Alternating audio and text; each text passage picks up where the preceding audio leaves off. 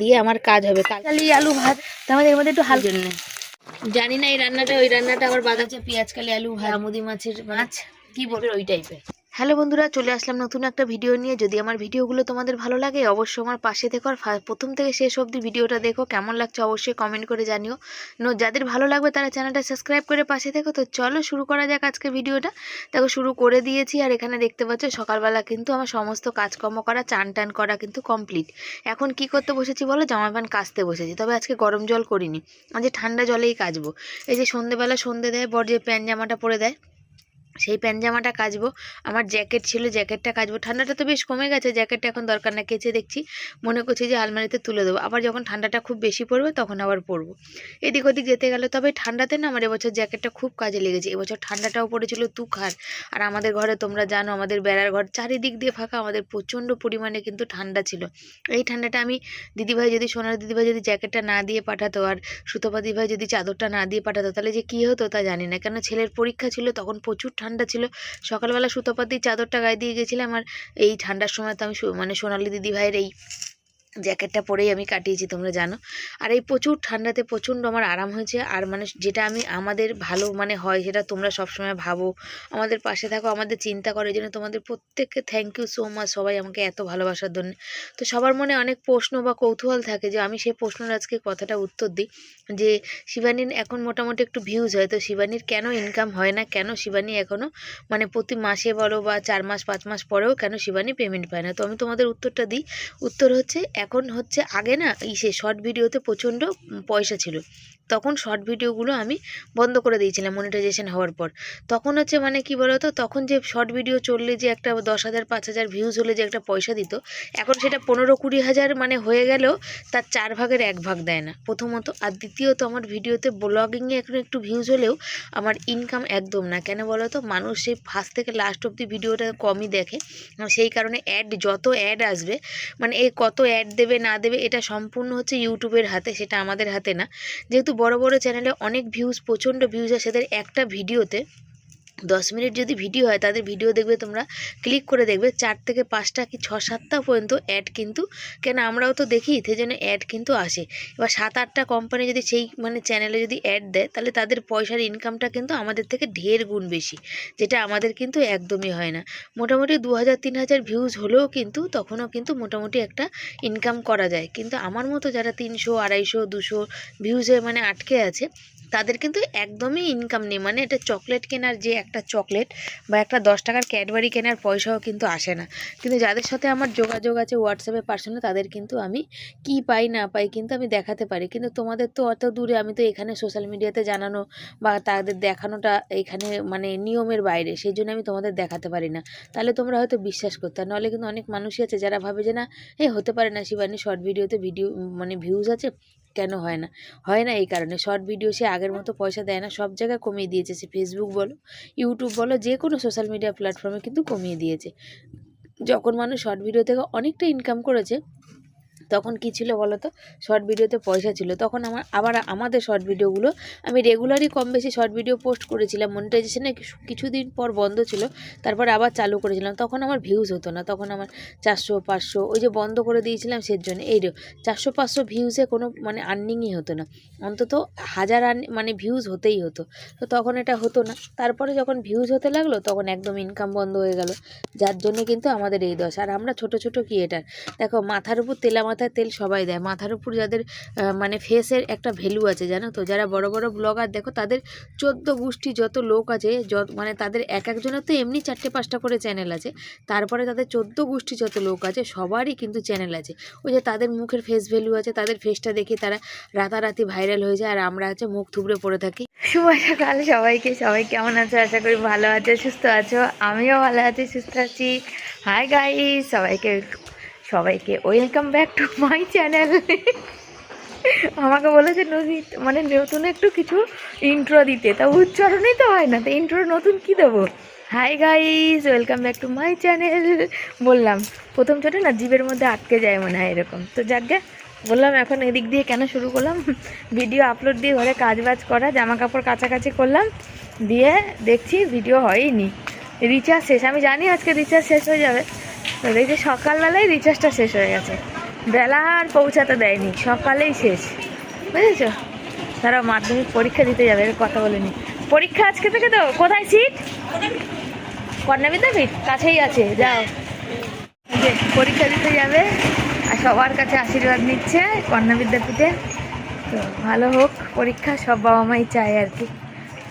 তো বসে ভিডিওটা আপলোড দিয়েছি, আপলোড হচ্ছে। আর আমি এখন বাড়ির দিকে যাব, রিচার্জ করে এসেছি, ওই পুকুর পাড়ের দিকে যাই, ভিডিওটা তাড়াতাড়ি আপলোড দিই, কেন ছেলের আবার পড়ে এসে আবার পড়তে যাওয়ার আছে। এই যে সব রাস্তার মধ্যে সব দাঁড়িয়ে থাকবে, সরবেও না, কিছু করবেও না, ওই যে খেলা করছে। আমি চলে যাচ্ছি একবারে ওই হাতে পায়ে, একবারে পুকুর পাড়ের দিকে, যেখানে ভিডিওটা আপলোড হয়ে যাবে তাড়াতাড়ি সব বাড়ি চলে যেতে পারে। আমার না খুব খিদে পেয়ে গেছে সকালবেলা, ওই ভাত ছাড়া আমার মাথায় করলে জানিস, মাথাটা পুরো ডিম। হ্যাঁ তোর ফোনে দাঁড়া, সবে পড়ে পড়ে আসলো। আর ওই আমি বললাম বাবা ভাত খেয়ে নে, দিয়ে আমার কাজ হবে। কালকেকার ওই যে মাছ রেখে দিয়েছিলাম ওর জন্য একটা ছোটো ভোলা, আর এই যে ভাত রেখেছি, এই যে দিয়ে মেখে দিয়ে একটু দিয়েও খেয়ে নেবে। ভাত আছে যতদিন এই হালকা ঠান্ডা আছে, ভাত করকরে থাকবে, খেতে স্বাদ। গরম পড়ে গেলে তখন না ভাতটা গলে যায়, তখন আর ভাল লাগে না, গলা পান্তা ভাত ভাল লাগে না আমাদের। বেগুন টেগুনগুলো মেখে দিয়েও খেয়ে নেবে। তারপর আমি কিছু শর্ট দেখে নেবো, শর্ট করে রান্নার দিকে চলে আসবো, রান্না বসিয়ে দেবো। এখন অলরেডি 10:30 বাজে, বেশি বাজে তার। ও চান করতে করতে ততক্ষণ আমার অন্য কাজগুলো হয়ে যাবে। চলো মাখি আগে। মাথাটা যন্ত্রণা করছে, আজ শর্ট ভিডিও বানাতে পারছি না, প্রচণ্ড যন্ত্রণা করছে, তাকাতেও পাচ্ছি না। তো এখন যেটুকু কাজ আছে সেটুকু কাজ সারবো, সেরে নিয়ে গ্যাস মুছে দিয়ে আমি একটু শোবো। মানে আমি আর মাথার যন্ত্রণা সহ্য করতে পারছি না, আমার মাথাটা ফেটে যাচ্ছে। বাবা গেটটা লাগিয়ে দাও, কুকুর ঢুকে যাবে। বাবা এই গামছাটা আর গেটটা লাগিয়ে দাও। আর আমি এখন একটুখানি ফোনটা চার্জ দিয়ে শোবো, এত পরিমাণ মাথা ব্যথা করছে, মাইগ্রেনের যন্ত্রণাটা বেড়েছে, মাথাটা প্রচণ্ড টেনশন হয়েছিল ওই কারণে। আর হচ্ছে বমিও পাচ্ছে, জানো তো। ছেলে বললো মা বমি হলে কি করবে, মানে বমি হলো ওর, তার জন্য আগে একটুখানি শোবো, শুয়ে উঠে তারপর কোনো কাজ না। আর শর্ট করবে, হ্যাঁ বললাম তো রেডি হয়ে বেরিয়ে যাও। তো চলো আমি কাজগুলো সারিয়ে তোমাদের দেখাতে থাকি, তোমরা সাথে থাকো, পাশে থাকো। ভালো লাগলে লাইক কমেন্ট শেয়ারগুলো করো আমাদের একটু, তাহলে এই গরিব মানুষদের, একটু দুস্থ মানুষদের উপকার হয়, এই আর কি। গ্যাসটা মুছে নি, জানো ছেলের পড়তে চলে যাবে, ছেলের আজ পড়া আছে সারাদিন, আবার বিকালেও পড়া আছে, পরীক্ষা আছে। মোটামুটি ওই এখন অনেক বাচ্চারাই পড়তে যাচ্ছে না, কিন্তু যেহেতু স্যার পড়াচ্ছে জোর করে বলছে, আসলে এই মাসের মাইনার ব্যাপার আছে তো, তাই স্যার সবাইকে জোর দিয়ে বলছে পড়তে আয়, তোরা অনেক বুঝে গেছিস, আমি পড়াতে পারলে তোরা আসবি না কেন, এরকম আর কি মেসেজ গ্রুপে আর কি করছে। সেই জন্য অনেক বাচ্চারাই গেছে, আবার অনেকে যায়নি। সবাই অনেকে ভাবে যে যাদের 10 দিন পড়াবে, পড়িয়ে পুরো মাসের মাইনা দেবো, এরকম। যাকে সারা বছর দিতে পারলে আর একটা মাস দিতে পারবো, তারপর জয়েন্টটা পড়বে। আসল কথা আমার ছেলের যাওয়ার কারণ হচ্ছে, আমার ছেলে ওই সব স্যারেদের কাছে তো আবার ওই যেমন কেমিস্ট্রি ফিজিক্স অন্য জায়গায় জয়েন্ট পড়ে, আর কেমিস্ট্রি ম্যাথ তো 2 জায়গায় যেহেতু করে, জ্বালাতন।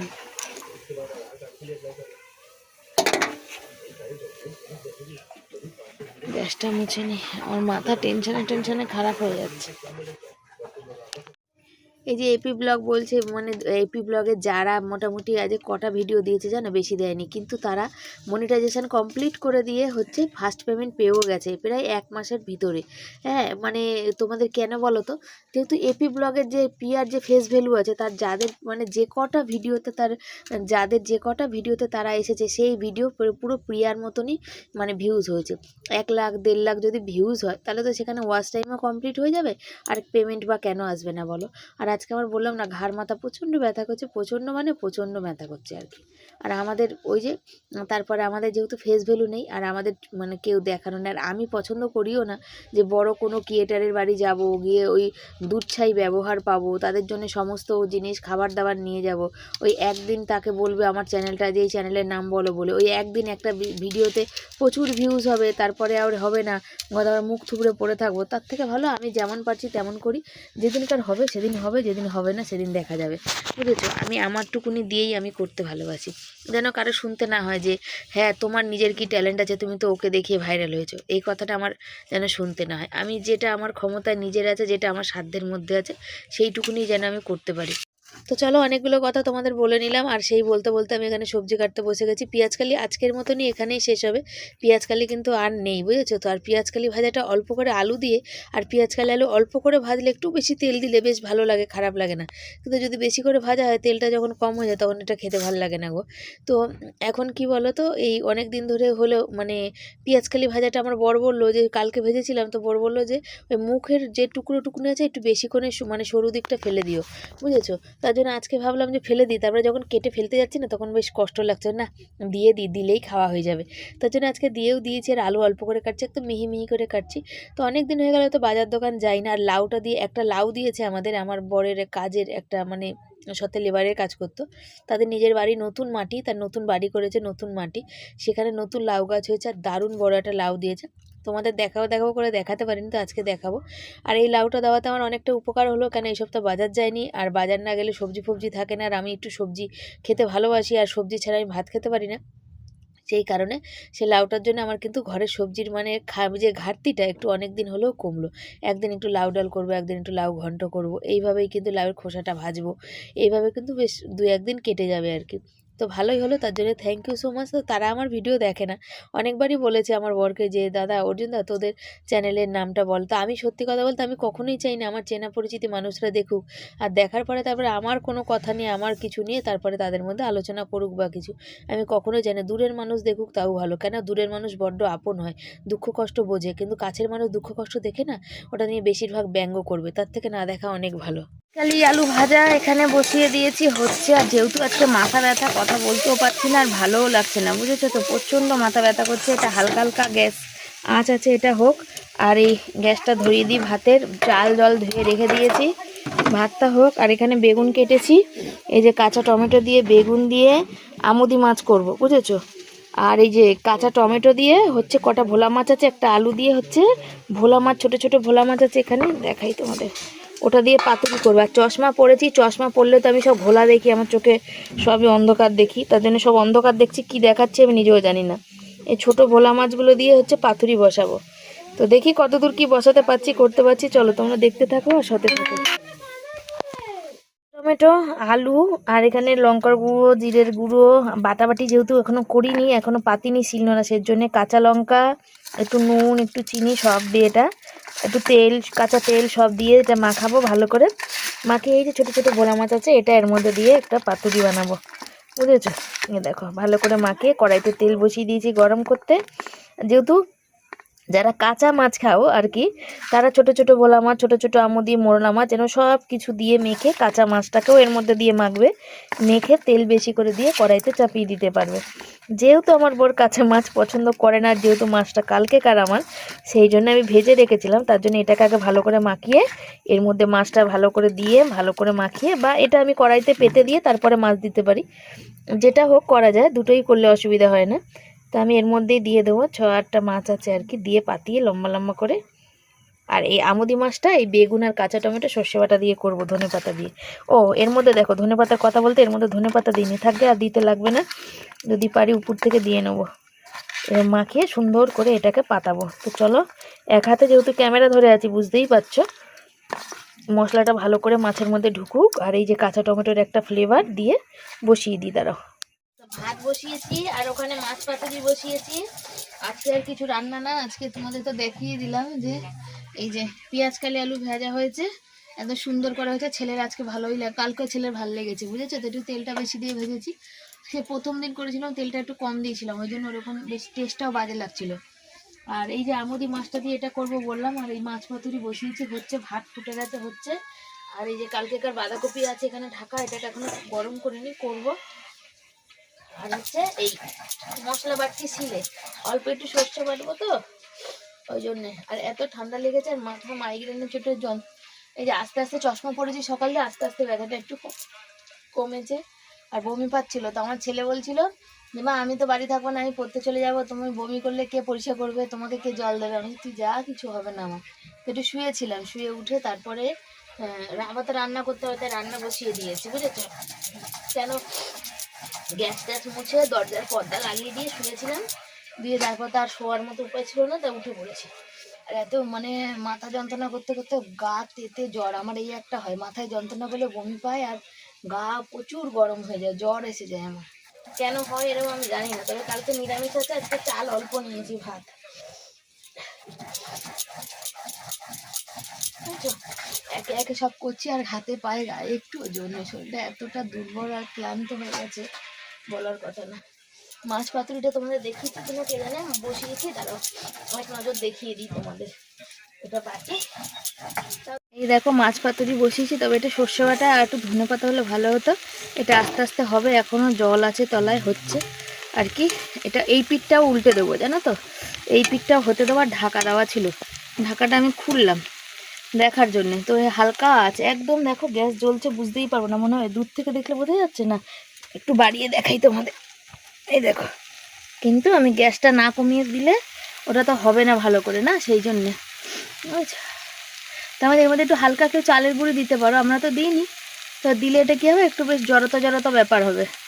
পিঠ উল্টে এই পিঠটা দিয়েছি, আর এই পিঠটা বুঝতেই পারছো হবে না, মানে এটা ওই কিসের মতো নামানো হবে না। এই যে সুন্দর করে এই পিঠটা হতে লেগেছে, বুঝেছো, দিয়ে এই পিঠটা এটা একটু ঝরঝরে টাইপের হবে, এরকম ঝরঝরে টাইপের এটা দিয়েছি পাতায়, যাকে বলে।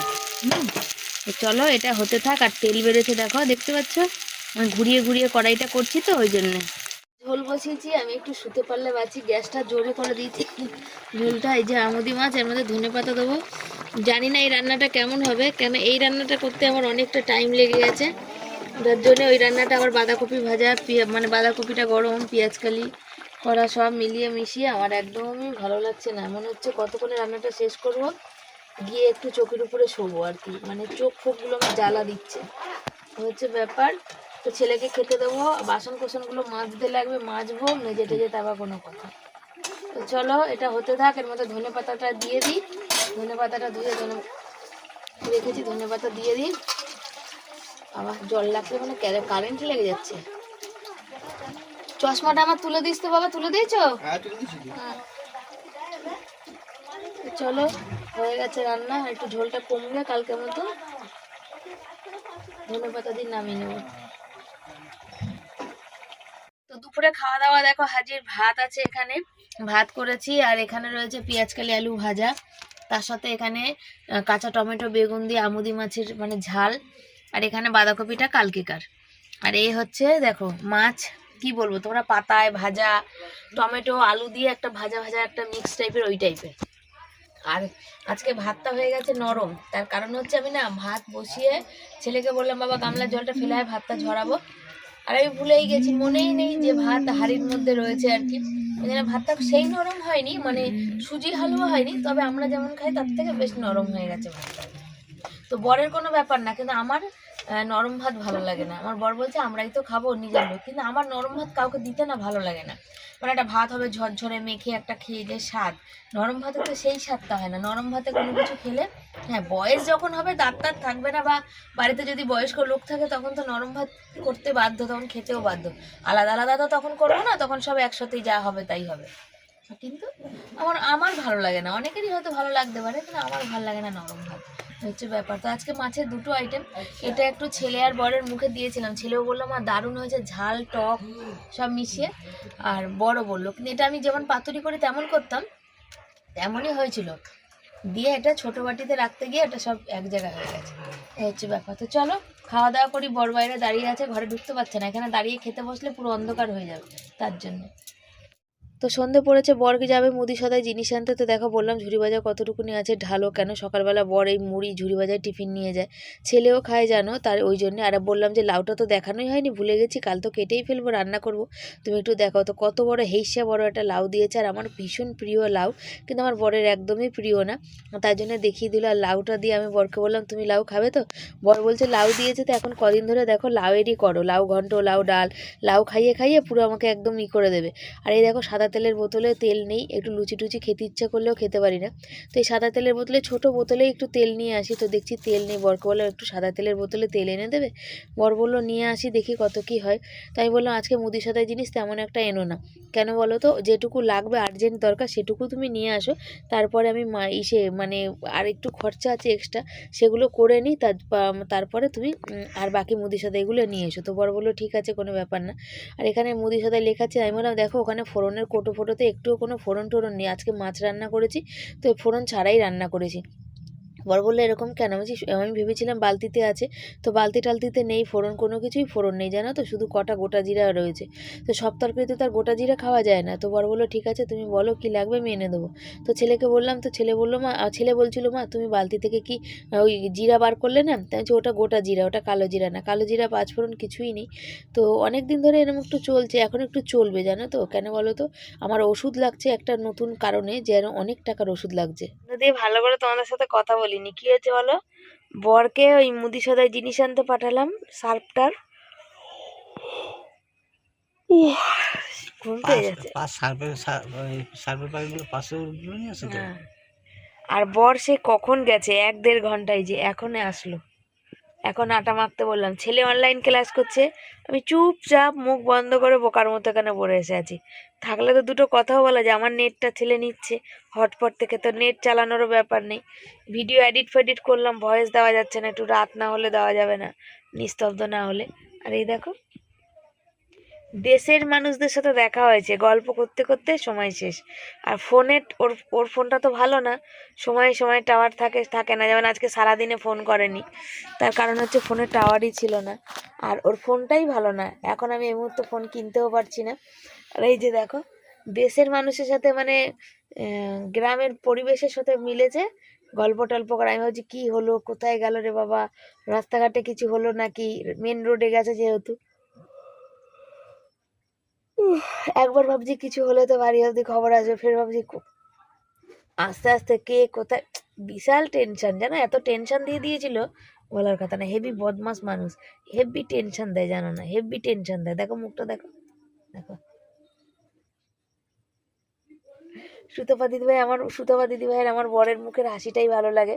বলে ভাই এত সুন্দর কিউট হাসে, সত্যি কথা। আর ওর হাসিতেই লোককে ফাঁসিয়ে নেবে, বুঝেছে? এই যে দেখো গালগুলো ফেটে কি অবস্থা হয়েছে।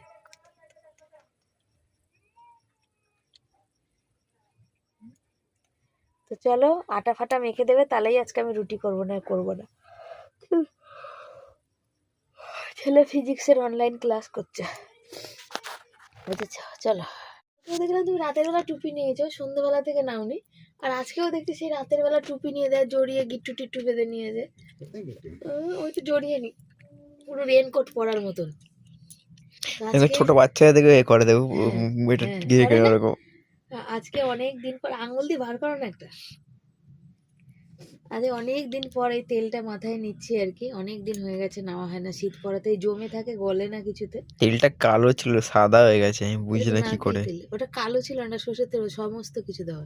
হ্যাঁ সে তো নর্মাল যখন থাকে তখন তো কালোই থাকে। খাওয়া দাওয়া হয়ে গেছে, গ্যাস মোছা হয়ে গেছে আজকে।